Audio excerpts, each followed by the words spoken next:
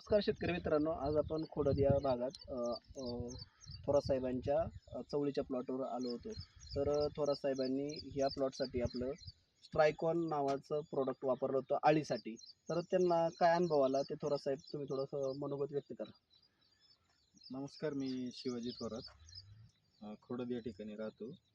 आपलं चवळीचं क्षेत्र आहे, एक 20 गुंठे. तर एक 8 दिवसापूर्वी अळीचा मोठ्या प्रमाणात प्रादुर्भाव झाला होता. त्यावर अळ्यांनी अंडी वगैरे घातलेली होती, छोट्या छोट्या अळ्या होत्या. आता अशी परिस्थिती झाली होती त्यावेळी, ते पान दिसतंय अशी. परंतु आता मी फवारणी केल्याच्यानंतर एक आज 6 दिवस झालेत फवारणी करून.